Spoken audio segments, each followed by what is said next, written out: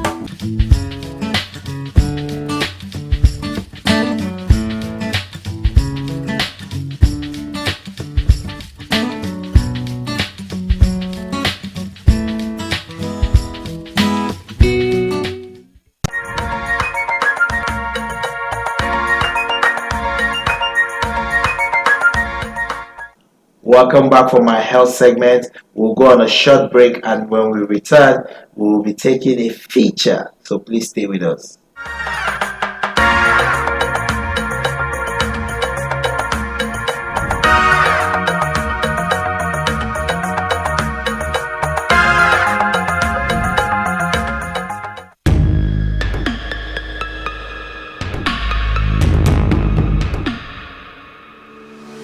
Welcome you on today's ride on the show Good Morning Abuja. This is Window on Abuja. We have everything it takes to compete with any nation all across the world. How do we make it? We are ready to produce. I've been contributing to the development of your kingdom. They know my story. Hello and welcome to Young Hearts. Our focus today will be on hepatitis B. Ladylike!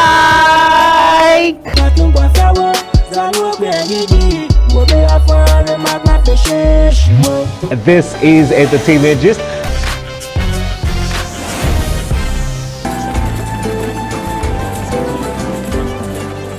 In the 14th century, 15th, 16th century, and even 17th.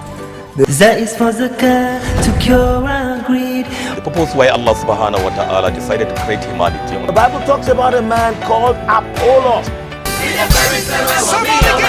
This is NTA Abuja Channel 5. See you same time. And have a great and blessed week ahead.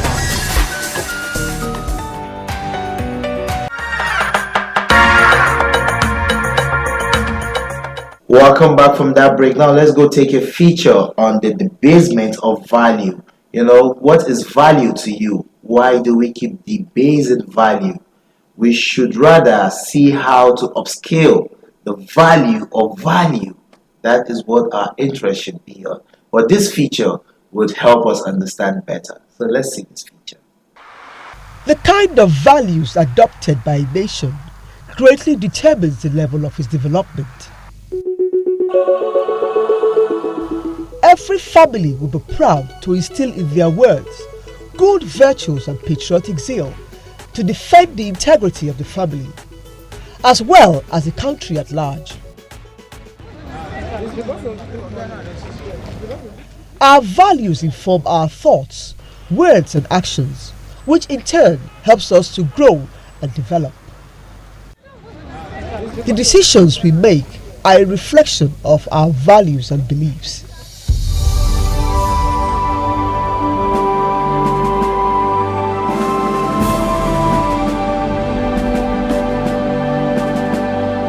Nigeria is a nation with many value systems. These value systems form the basic ethical behavior of the society as a set of consistent values and measures used for purpose of ethical or ideological integrity. Recently in our society, the cankerworm of debasement and disvalue has eaten deep into the seams of our fabric. People no longer put value in what they do and how they do what they do. Nigeria's quest for economic growth and development hinges on several factors. The springboard upon which these stand is our value system. The realization now is that we need to retrace our steps to our positive cultural traits of doing things the right way for the right purpose. Unless we come face to face and heart to heart with this demon within and project upon others without the virtuous circle of life destruction, then and only then can our national value be desirable, useful and productive.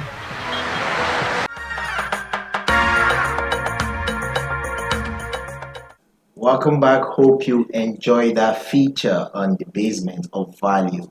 Talking about value this morning, we'll be delving into the world of potentials and economic growth. And this time, we are restricting it to the potentials of women and in economic growth. And I am joined in the studio this morning by the one who is aptly positioned to do justice to this topic. I'm talking about Dr. Grace Gabson.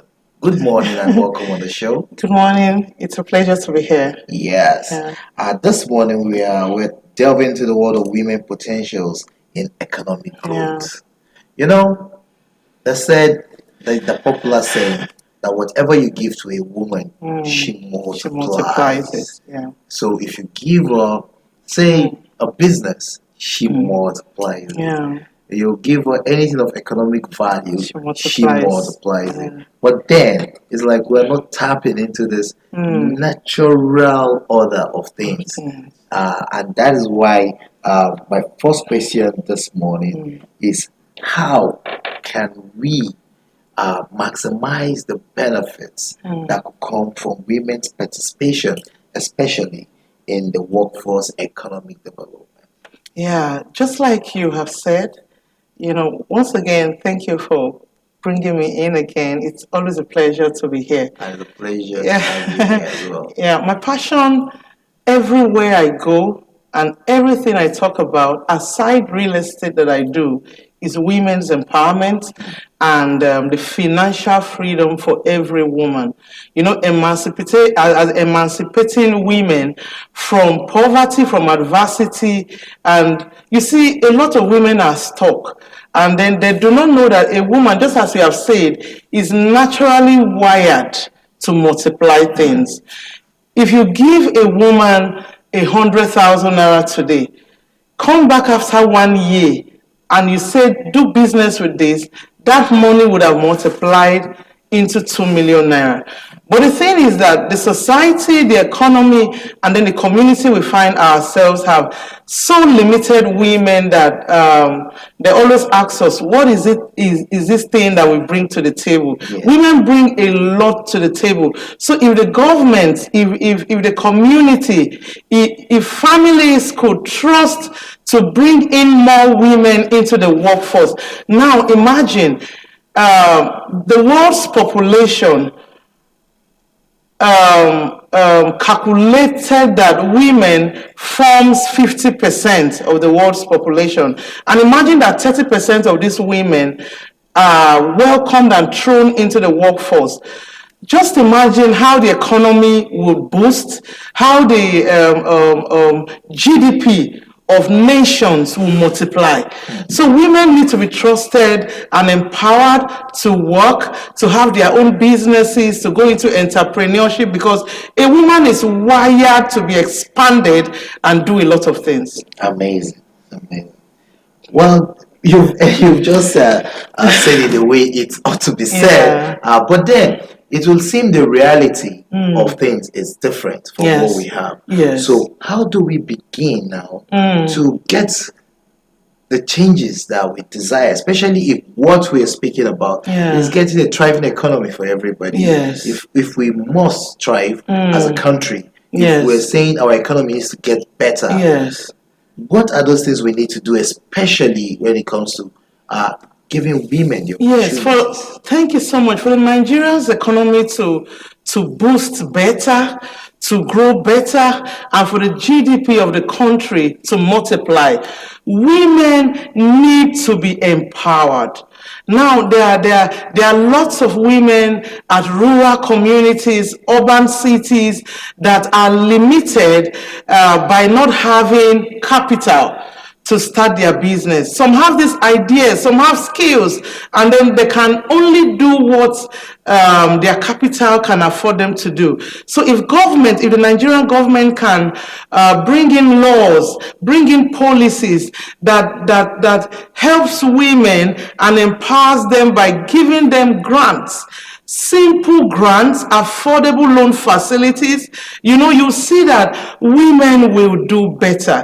Imagine our women at the rural areas that farm, because women form one of the largest workforce when it has to do with agriculture. And then these women get funding. These women get grants as capital.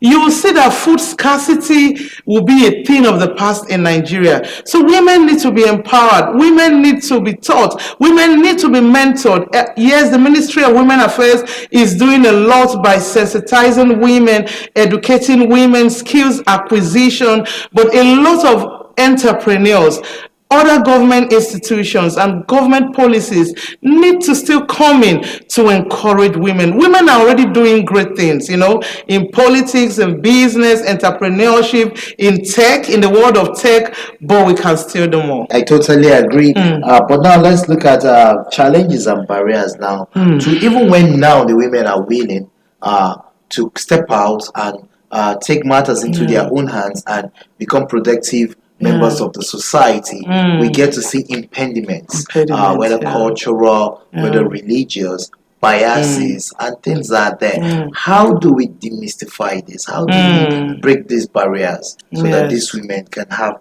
free-flowing access to exporting their skills? I really want to commend every woman that has taken up her life and her destiny into her own hands, not minding what the society, what the community, or what family has to say to limit us.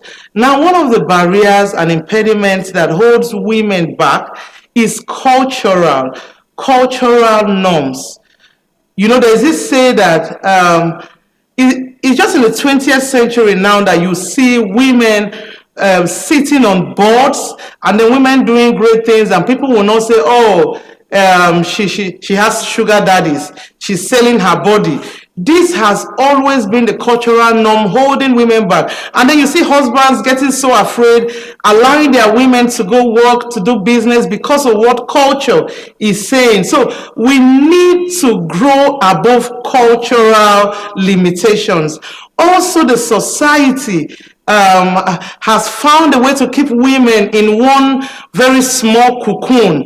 Now, when a man or a woman goes for an interview or something, there is this limitation when it has to do with gender bias. Oh no, this is not a job for a woman. This is a job for a man. We have female engineers. We have female architects. There's no job that one gender has to be the one to do. So that also has been a very serious limiting factor holding women back. Then what about religious limitations? There are religions that say, oh, as a woman you can't come out and show your face and be talking. But we are growing above that, and I see women scaling above these limitations. Then harassment and discrimination against women is also one basic factor that holds women down and prevents them not to grow in their career or not to come to the economic space to do something. Sexual harassment, for example, is something that discourages women and also discourages families from exposing their daughters, their wives to do a lot of things. But we are growing above this, but we need lots of education, mentorship, government support, and sensitization. I know we're running out of time, but quickly I need to ask you now two questions built into one. First, on the political space, we have the 35% affirmative action agitations that are going. I'd like to share your thoughts on that. And then secondly, we would like to know how you think technology now can help, especially in educating the rural women who do not have access to city life or the basic amenities. How can technology, especially from the phone, be used to reach them and at least reawaken their mind to understanding the potentials that they have? Okay, politically, I would say that the government is trying. NGOs are trying, the Ministry for Women Affairs and other organizations that encourages women to go out politically to lead. They are trying, but I don't think we've been able to achieve this 35% balance and all. For example, if you go to the Senate, how many women do we have as senators? If you go to the lower chamber, the House of Representatives, how many women do we have? How many women are are deputy governors?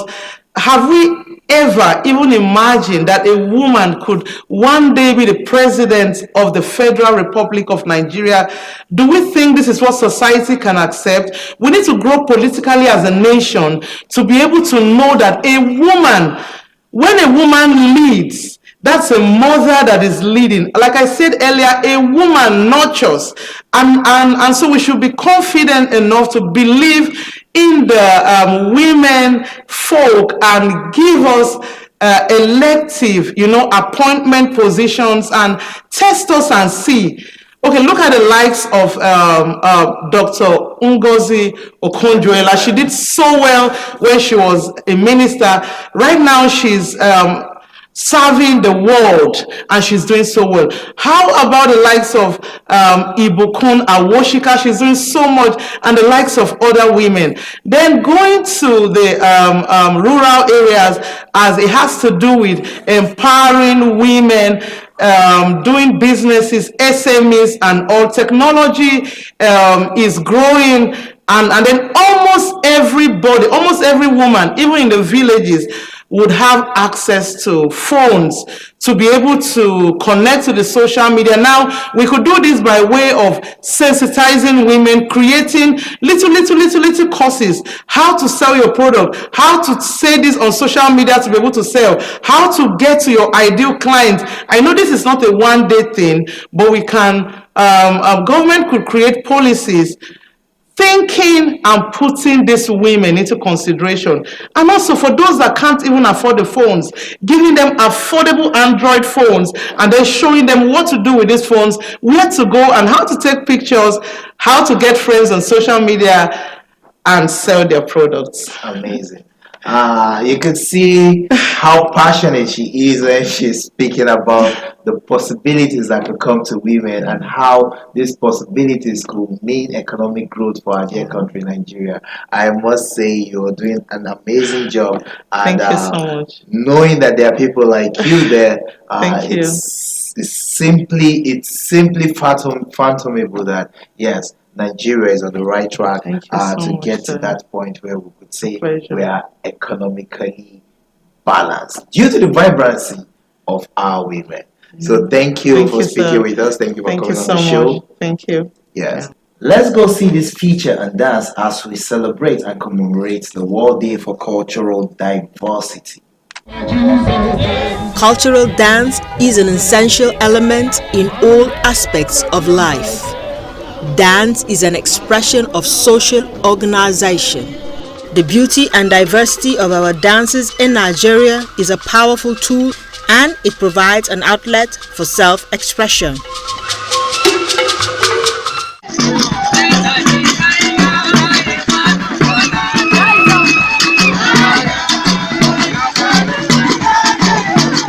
A tribe in Nigeria known for its exquisite and peculiar dance is the Gbagi tribe. We as the Gbagi people, we cherish our tradition and culture. The Gbagi dance originates from the expression of a Gbagi man. So we cannot really say this is the time that dancing started.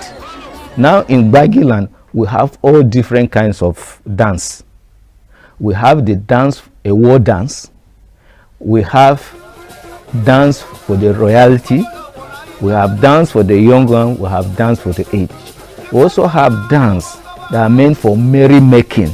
We also have a dance that are meant in a sober situation.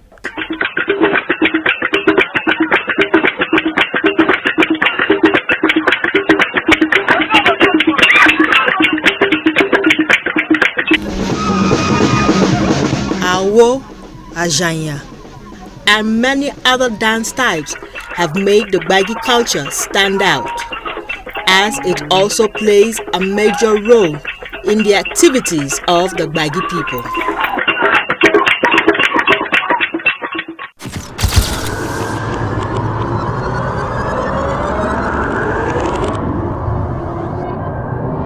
Good evening. Glad to have you join us. Thanks for joining us on Weekly News Wrap. Thank you very much for having me. And it is on that note we welcome you to today's edition of the program. I will celebrate creativity, lasting impressions. There's no book stating that this is the role for men.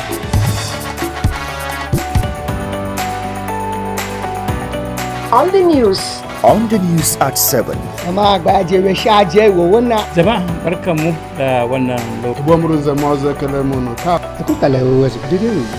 Native Station, NTA Channel 5, Abuja. Would say have a lovely day.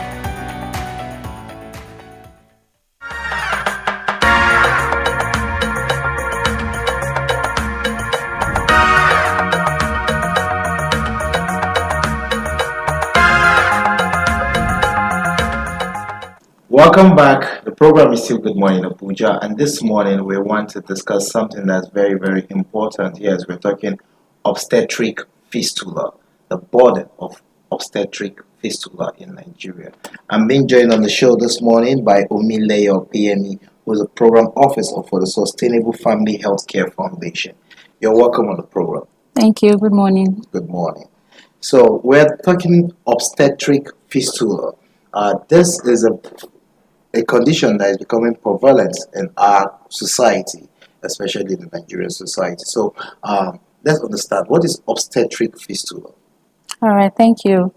When we talk about obstetric fistula, is actually an injury, a childbirth injury that occurs as a result of a prolonged or obstructed labor, and this gives pressure on the birth canal, which leads to developing hole between the vagina and the bladder. That's what we call VVF, that's vesical vagina. And when that occurs, it makes the woman to leak urine uncontrollably.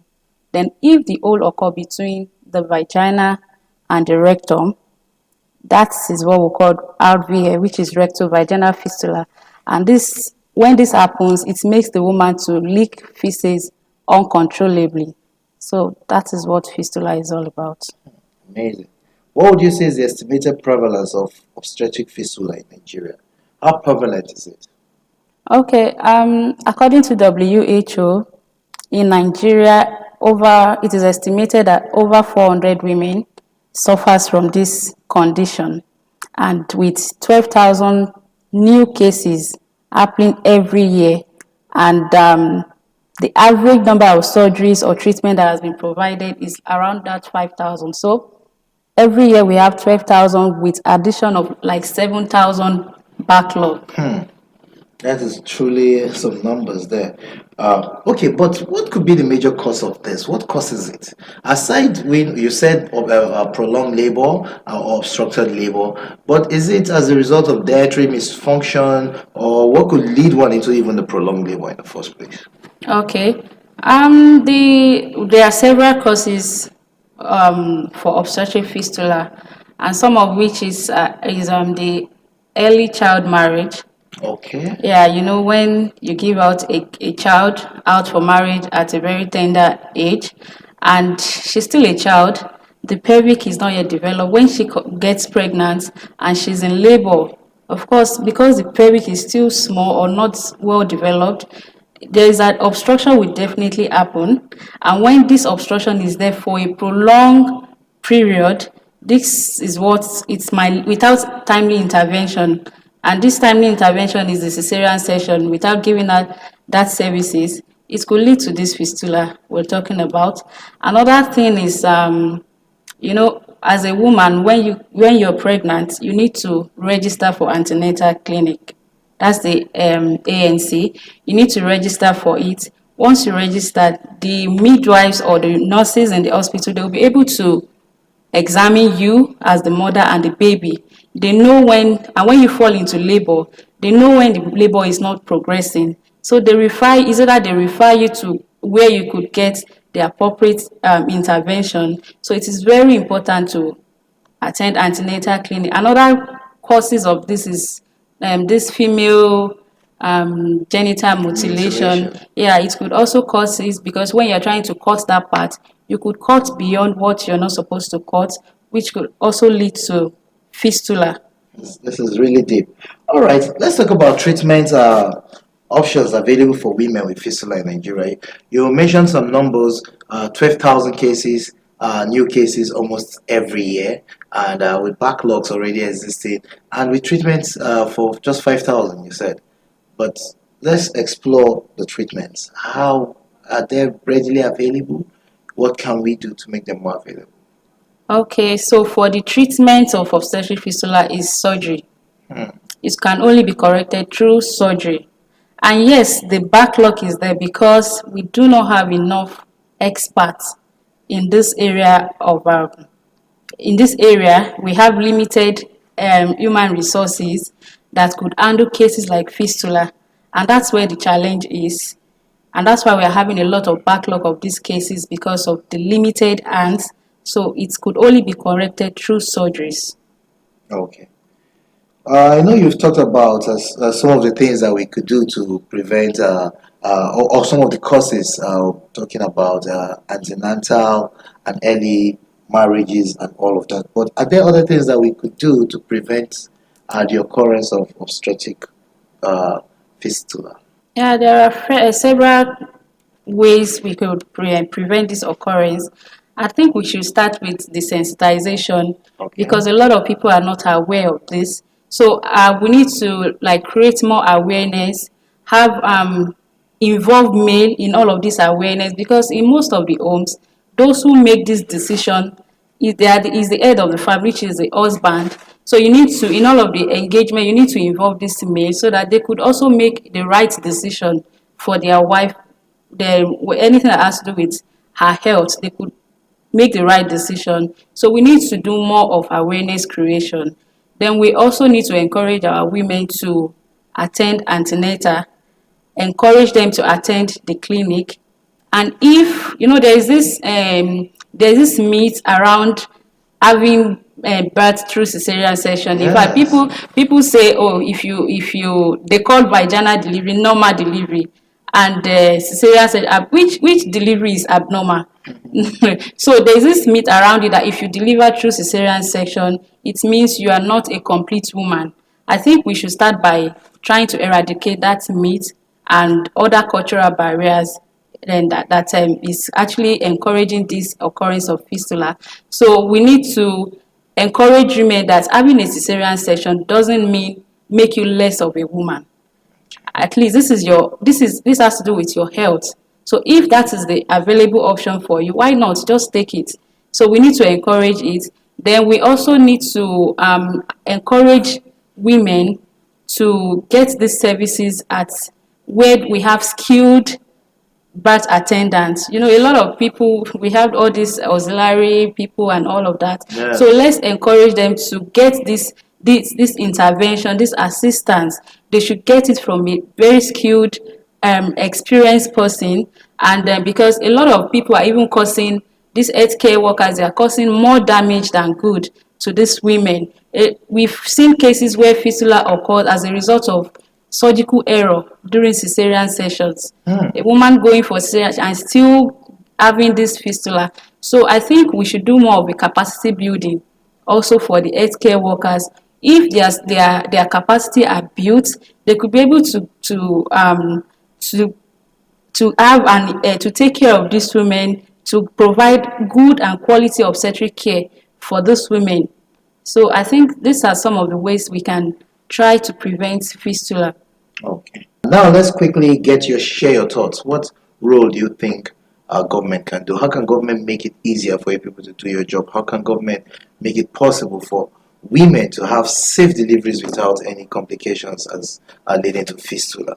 Okay, governments are really doing a lot at the moment because through the program, I think there's a program, BHC, that's Basic Health Care, where you can, as a pregnant woman, you can register to get free services during those periods. And there's also this CMON program that the government has just implemented. That is for a woman who needs cesarean section, because some of these women, they are running from cesarean section because we all know that it's expensive. Yeah. And for a woman who doesn't have the money, would rather keep pushing till she develop that fistula. So the governments are actually providing this cesarean section in some general hospitals, and also they are providing free fistula surgeries at the moment, of which we partners are also supporting to what the government has in existence. And also the government, I think the government should also build more on the capacity building, which is very important. We have low number of surgeons who are experts in fistula surgeries. So I think the role of the government is to build the capacity of these healthcare workers and to also invest in healthcare facilities to make sure that all the equipment needed are available in the hospitals, and also the issue of manpower. If you could agree with me, a lot of nurses, doctors, they are jackparing now, and we have shortage of staffs in the hospital. So the government should employ more staffs so that they could be able to take care of these women properly. And then I think the government should also, the issue of data is also important. It is the role of the government to make sure we have good data collection system. This data that I quoted earlier has been in existence, and I want to believe it's because we do not have a proper data collection system in the country. So I think if the government could put that in place, it will also help us, it will inform us on the next action to know if we are progressing or if there's another way to we could approach this issue. So I think those are the roles of the government. Amazing. The government has their work cut out for them. It's been a pleasure speaking with you, Umileyo Payemi of Sustainable Family Healthcare Foundation. Thank you for coming on the program, thank you for educating us on obstetric fistula. Thank you so much. Yes. So obstetric fistula is what we've been discussing. You heard from her. There's so much we could do. We need to lend our voices to these, create the necessary awareness, get people educated. I've seen cases where some men vehemently deny their wife to be operated on. That is the Syrian operation. CS to the back. Yes, those were olden days meats. We don't need those meats anymore. Well, the program is still Good Morning Abuja. Let's take a short break now. We'll be back shortly.